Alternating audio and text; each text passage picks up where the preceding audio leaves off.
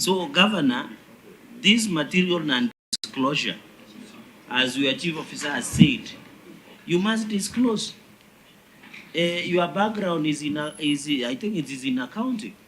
So that's a material non-disclosure, because if the chief officer chair is saying that this material disclosure was never done, and governor is telling us they are waiting for, is it intergovernmental technical and relations? I remember there was was it Marsabit, where they had even paid for municipalities that they had acquired the historical liabilities. So, Governor, which answer should we take home?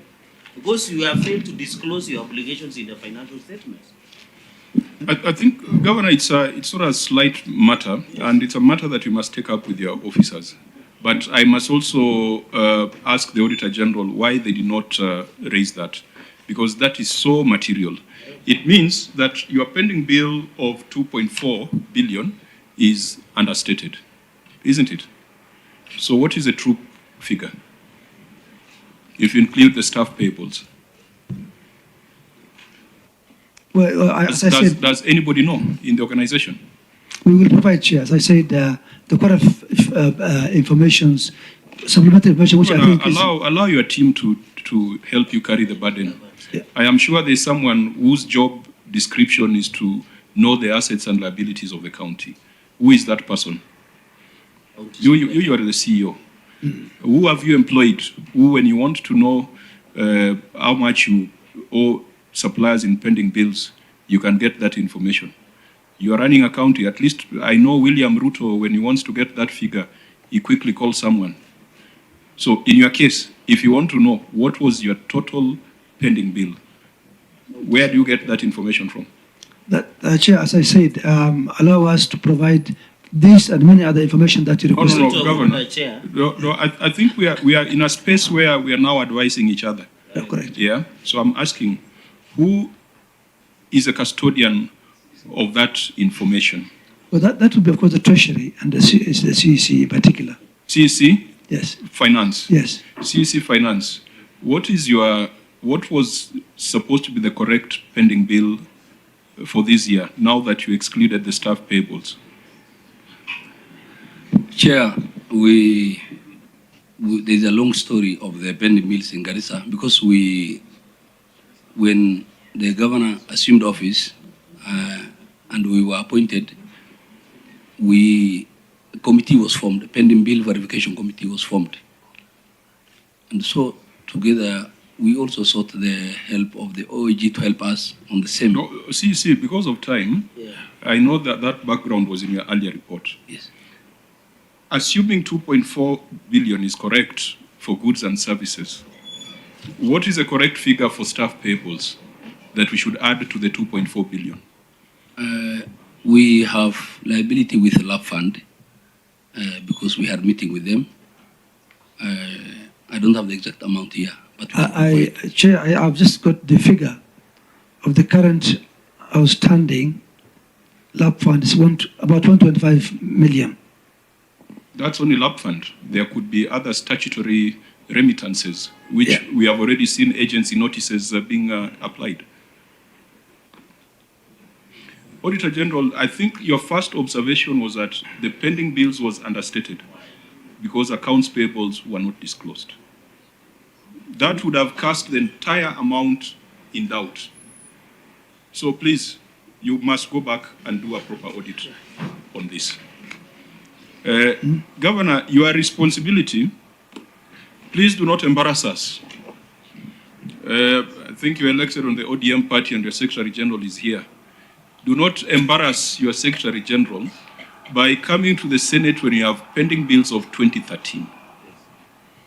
It is, there's no way we can understand a pending bill of 2013. And the fact that you have captured it in your financial statements, it means that it's a liability you have admitted. So why don't you pay it? Chair, let me ask the County Secretary to respond. Please go ahead. Chair, if you look at the attached schedule for the pending bills, item number 93, That's Bajuit General Merchants, construction of mortuary at Garissa County Fire Hospital. They've been paid 500,000 out of their outstanding pending bill. So someone whose debt is 2013, someone you owe 1.6 million since 2013, you are paying 500,000. And for renovation of a GK house, which you have not told us why you are renovating a GK house, you are paying 500,000. Where are the priorities? Can I respond to the GK house question? These were houses for devolved functions, including the Ministry of Health staff houses at the PGH, which were in very deplorable situations when we came into, when devolution started in 2013, and they had to be renovated. But where is the evidence from EGR3 that those houses were transferred to counties? You are the county secretary. Is there evidence to that effect? You see, the point is this. Let us prioritize and let us not have pending bills of 2013. That's why my vice chair was asking for an aging analysis. But it is here, there's a rudimentary aging in your financial statements. And this is public record. You are embarrassing the Senate, you are embarrassing the party that you come from if you can have bills of 13, 14, because there is no excuse during that period. That period you are in office. If there was another governor in office, you could say the way Governor Waiguru has come here and said that she's not paying bills because they were fake. But if they were fake, if this one is fake and you are the governor, then you are fake, isn't it? So let it not be on the schedule. Please, fast charge, fast in, fast out.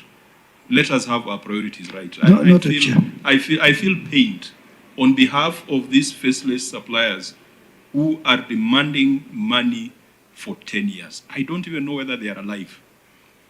This is as bad as the death we were discussing yesterday, because some of these people end up hanging themselves. So please, Auditor General, this matter remains unresolved. Please do a more comprehensive analysis and ask more questions. The Senate cannot be the one asking about staff accounts payables. You are the professionals who should be asking that question. Well, guidance, Chair. Now, Chair, it should go on record that since I've sat here, the governor says we request more time, we will answer that, we will answer. So I think in future, when a governor appears, they must come with complete presentation of their responses, including annexes, because it will also delay our work. Because if we keep giving chances to governors, and they had the chance of management, they were to sit with the OAG team, so that the answers come here should be complete. And you know we are working under timeline. So the answers of governor must also go on record that on all questions he has never answered in completion. He's only requesting for further time to provide answers, to provide, and this is his documents. Unless the staff that he works with are not competent to discharge their mandate. Thank you, Chair, for that observation. So I think where there's, because I've also noted that there's been a lot of requests for time and submission of documents. Have you started the compliance audits for 24-25? Thank you, Chairman. For the in-year audit, that is the same as compliance audit for the 2024-2025. It's already started. We have even issued an email to the management, and within the schedule concerning the payments which relates to pending bills, we have looked at the transactions, and we have even raised issues which are cutting across various components, and it is something which is ongoing.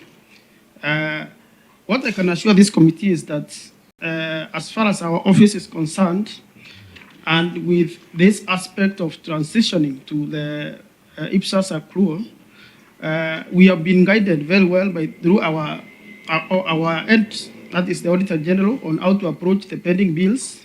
We have elaborate procedures, and the audit of pending bills this year will be different because it will be looked at more deeper consideration, noting that it is an issue which relates to transitioning of the accounting framework. So it's something which is in progress, and all the outcomes which relates to pending bills will be reported in the audit reports of this financial year 2024-25. Okay, Auditor. So I want to guide as follows. The remaining issues relate to projects, policy, and documentation. Issues relating to projects in this report, I want the Auditor General to do a comprehensive update in the 2024-25 audit, because I know the Governor has given a status of projects here, and I want that to form part of the actual audit that is going to be done. With policy are also fiscal responsibility, issues of staff establishment, etc. I would also want that to form part of the scope. It has always been part of the scope of your audit. Give us a more comprehensive update so that we isolate issues to do with documentation and take a view on them. Now, when I look at issues remaining, things like, and it's the difficulty of dealing with projects when you're sitting in Nairobi. In Marsabit, we were told that a fish processing plant was complete, and yet it had been swallowed by the lake. So I don't want to clear any project sitting in Nairobi unless the Auditor General assures me that they've been done. I think, Chair, we should purpose to visit, apart from Northern Part Tour, to visit Garissa so that we can physically assess some of these development Chair. projects. Governor? I recall inviting my friend Senator Cherargei to come to Garissa, but he hasn't taken up that. That was a personal That invitation. was a personal invitation. So you guys are having personal and in deals fact, here. Chair, he invited me for cultural event, but I could not attend since there is no water in Garissa town. It would have been the mockery to the people of Garissa to go and spend 40 million when there is no water in Garissa and there is no drugs in Garissa hospital. You see, it's a governor who has given Cherargei a forum. Yes. I did. If that is the invitation, I want to go and alongside the committee is not on the purview of Senator Cherargei.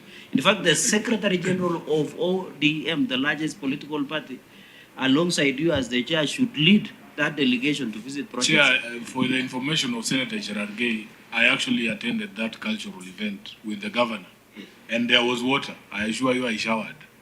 Because the SG of political party, he could not embarrass himself by not ensuring you get a shower. But the people in Garissa town don't have water, even drugs in Garissa PGH. So it is important that we visit on another mission other than the cultural events, where 40 million has been spent. We can go to those hospitals. Yes. Chair, my invitation, Chair, for record, allow me to say this. I don't know where Senator Cherargei has got the figure of 40 million for that event. Nevertheless, for record, I want to say you are all invited to come and confirm that As a committee? As a committee, Okay. to come and confirm that whatever we are saying here about our projects is the truth and nothing but the truth. Yeah, I think we'll put that in our schedule. People have a feeling that Garissa is so far, but with the infrastructure, with the roads, I think Garissa is nearer to Nairobi than Kisumu. So there's no reason why we should be going to Kisumu and not coming to Garissa. And we'll come there for purposes of the projects. And we have flights, Chair. So Senator Cherargei doesn't feel that he will drive on the road. We have flights to Garissa. No, I would want to use the road that President William Ruto talked about, from Wajir to Isiolo. I would want to test the road. Why do you want me to fly? I'm a man of means. I can hire private means of air, but I want to drive through that road. Now, I think this is why tackles were coming yesterday in the chamber. Let's come back to this report. I think I've said projects. So let's come to the irregular payment of special house allowance, because I said we are only dealing with irregularities and undocumented expenditure, and then the projects and policies can be followed up in the subsequent audit. Auditor, what was your contention and what was our recommendation? Chairman, on page 5, we had a paragraph on irregular payment of special house allowance. I can read: analysis of the county executive payroll records revealed that 52 employees were paid special house allowances amounting to Kenya shillings 4,802,974 during the year, in addition to the regular house allowances. Sorry, Auditor. Yes. Because you have the finding before us, I can see our recommendation was administrative action. Clerk, was that our recommendation? Yes, Chair. The committee recommends that the county government undertakes administrative action against the officer who failed to provide documents. So our recommendation focused on provision of documentation. Yes. But what about the question of the legality of that payment? Auditor General, were you satisfied with the explanation that that special allowance was lawful?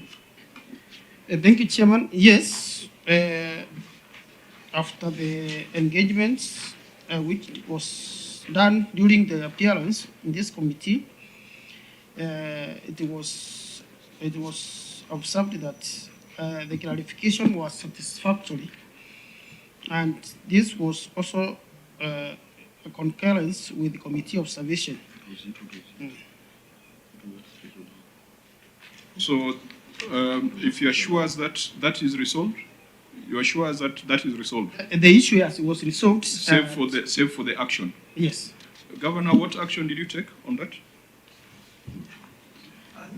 Chair, the way we understood it as is that given that this was not a special house allowance, but was regular, and I think it was a bit of a confusion, we didn't see a reason to reprimand or because there was no such. The reprimand was for non-provision of documents at the time of audit. I think my understanding is it was. Can I allow? The committee observed that the county executive did not provide the documents to the Auditor General during the audit process. That was the basis for the administrative action. Every administrative action should be supported by documentation. And once I repeat again that administrative action is not only limited to sacking and demotions and transfers. Okay. It can be a warning. It can be a reprimand. It can be engagement of training for capacity development. So on this, is there any evidence of admin action? Not really, Chair. I think the understanding was different, but do you want to respond, Council Secretary? Honorable Chair, this matter is relating to HR, as we have discussed before, and the removal of the HR director has sufficed all these non-provision of documents to the auditors and to other institutions. Again, those letters are, we have our own doubts around them, but since they've been tendered as evidence, we'll look at them more carefully. Because when you take admin action on the basis of an audit finding, you're supposed to refer. You know, you must tell someone why they're being demoted or why they're being reassigned. If it's because of recommendations of the Senate or of the OAG, the officer deserves to know, unless it's a routine transfer. And that's why I'm looking at those letters to be cases of routine transfers. But we shall see whether your books are going to be better in the subsequent cycle with all these demotions and promotions that you have done. Irregular engagement of casual employees.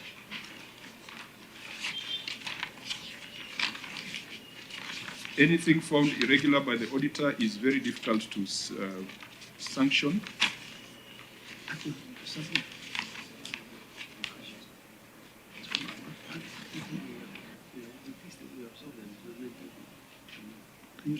Casual employees were engaged continuously for more than 3 months. And what did we recommend?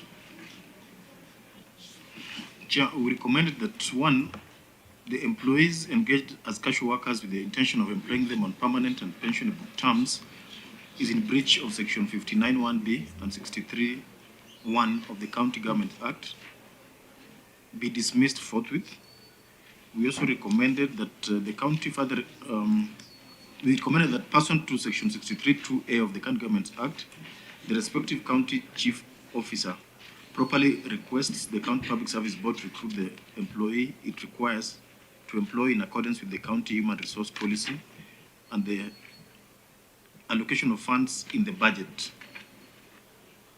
That upon receiving a request made pursuant to Section 63(2)(a) of the County Government Act, the County Public Service Board recruits required employees in accordance with Part 7 of the County Government Act. Also, the committee recommended that the county governor undertakes administrative action against officers who breach section 59(1)(b) and 63(1) of the County Government Act by illegally engaging casual workers with the intention of employing them on permanent and pensionable terms, and provide the status report to the Auditor General within 60 days of the adoption of this report. Governor, what is the action that you've taken? Chair, the County Secretary will make a response on this. Please proceed. Honorable Chair, these employees for the county... You could start by reading your management response. Okay. The casual employees being referred were inherited from previous administration. However, we continue phasing them out on a gradual basis. You wanted to make a further explanation? Yes, these were employees who are mainly working in the health sector as casuals, in the hospitals, cleaners, and cooks, who have inherited before, even before devolution they've been there. Some of them now we have talked to the board, also as board of Garissa, and they have been absorbed, gradually they're absorbing them. And some of them have been absorbed by the county referral hospital, which is the main installation in Garissa that is hosting the casuals.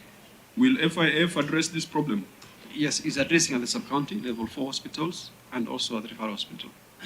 So we expect that in the audit that will be done in this year, some of them will be absorbed into the hospitals. Indeed, yes. And will be paid from the facility funds. Yes, indeed. So we keep this matter in view. It remains unresolved. We keep it in view, and we get a better update in the 24-25 audit, because it's also tied to the fiscal responsibility matter. Now, the Senate at this moment is having an informal consultation on the basis for allocation of revenue amongst counties. And some of us have been advocating that we include an index for fiscal responsibility.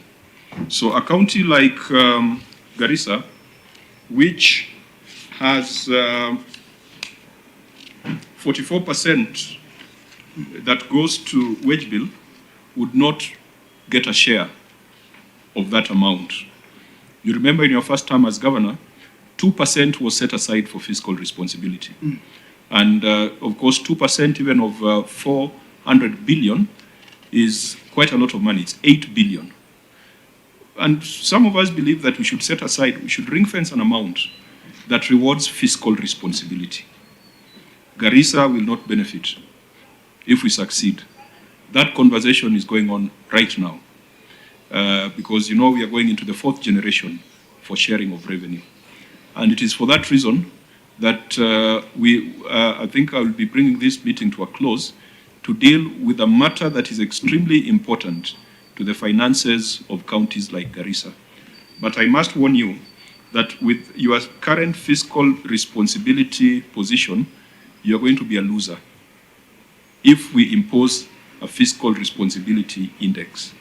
And you'll be a loser because you don't want to deal with your casuals. You'll be a loser because you don't want to deal with your bloated wage bill. I think, honorable members, I think the conversation that is ongoing in the Kamkunji is so important. It's extremely important that we might have to adjourn this meeting at this point and allow the Auditor General to deal with the residual issues relating to projects, relating to policy. The receiver of revenue report shall be provided to the Auditor General in 7 days as I directed earlier, and then we'll take a view on whether there is need for you to come back to explain it, or we can allow the Auditor General to do a more comprehensive report on it in the 24-25 audit. Governor. Thank you very much, Chair. I think we have heard the concerns, those that are not addressed, and will endeavor to address them as much as possible.